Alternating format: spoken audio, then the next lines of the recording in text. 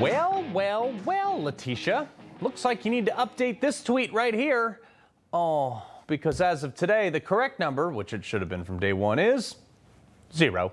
Donald Trump's entire civil penalty, which with interest would have been $515 million, was just thrown out by the New York Appellate Court. Letitia James is another one that belongs in jail. The Democrats, look, they really overplayed their hand on this because they thought they could take Donald Trump out. They didn't. And in the process, they totally destroyed American people's faith in our Justice Department. And they got him got President Trump a lot of votes because of that.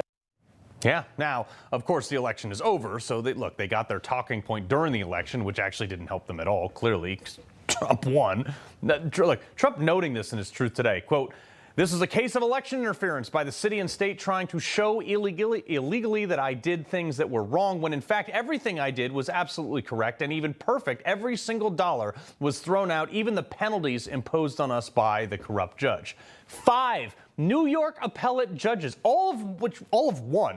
One of them was appointed by Pataki, which, okay. All right, the rest were appointed by Democrats. All of them unanimously said, wait a minute. This penalty probably violates the 8th Amendment, which says excessive bail shall not be required, nor excessive fines imposed, nor cruel and unusual punishments inflicted. A $500 million fine for a crime with no victim? That seems excessive.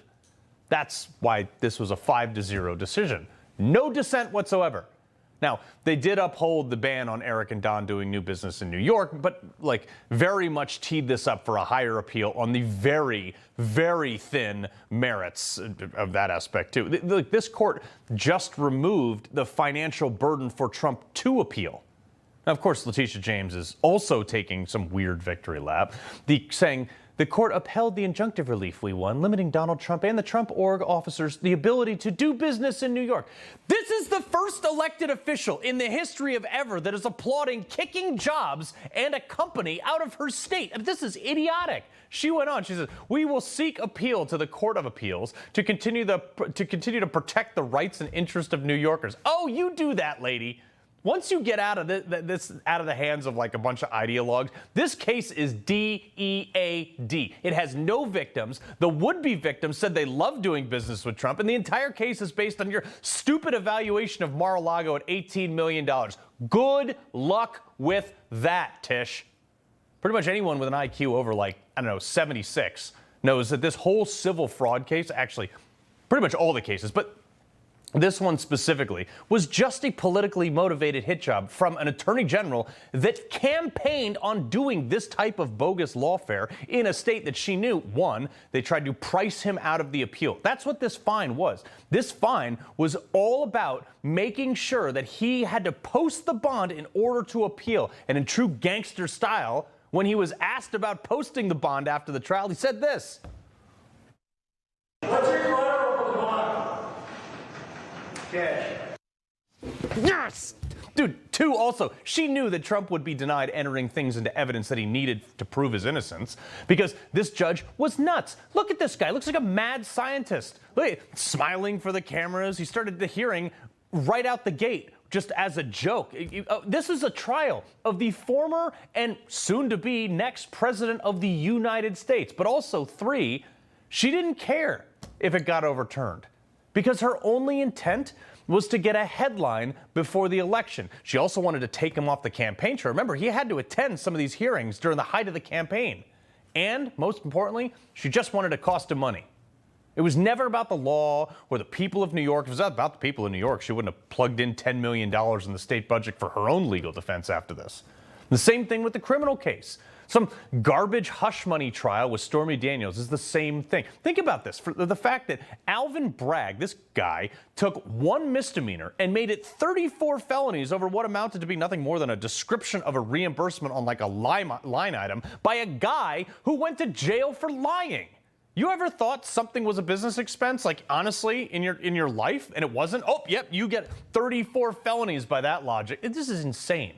Not to mention the fact that the judge, Juan Merchan, his daughter was raking in millions of dollars generating fundraising emails that were the subject of her father's case. Are you kidding me? It's like a kangaroo court. Don't even get me started on E. Jean Carroll, where the state of New York that had to literally change the law. They couldn't prove beyond a reasonable doubt in a criminal court, so they took it to a civil court with a new law that changed the statute of limitations in order to bring this BS. And then one of the guys who voted for that law, by the way, Kevin Parker, this Dem right here, got accused of somebody now that it was expanded, and then he called it unconstitutional. You people are just insane. His accuser was more credible than E. Jean Carroll, too. Trump's case had a plaintiff who couldn't remember a single detail of this alleged incident, with factual inaccuracies in her story that were off by sometimes nearly a decade. Then they put her in front of a New York court, and they found her credible? I mean, like, the weed in New York's gotta be great at that point. She has a cat named after her hoo-ha, an illegal gun that the cops had to confiscate after the trial, and went on CNN talking about how rape is sexy. What? That was the left's star witness in like a 40-year-old case with no witnesses, no details, and no specific? Okay. This is why Trump won again. America saw that you guys, the left, were trying to destroy him with lawfare. And we said, like, we are done with this stuff. Everyone associated with every part of one of these trials should be disbarred immediately. Like, one by one, these cases are just going to hell in a hand. You got the Russiagate thing, that fell apart. Turns out people abused their security clearances. You got January 6th, that one fell apart too. Looks like now it's probably staged. Impeachments, now this, they're all falling apart. The power to bring charges against an American citizen is like a major power. It should not be abused.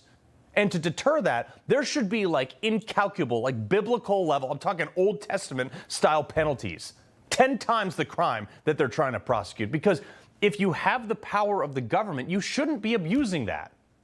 All these cases made the process become the punishment, and we should bury these people under the jail for it. He loves the Constitution. He fights for what's right. He hates the bad guys. He's a freedom warrior. He's your freedom warrior.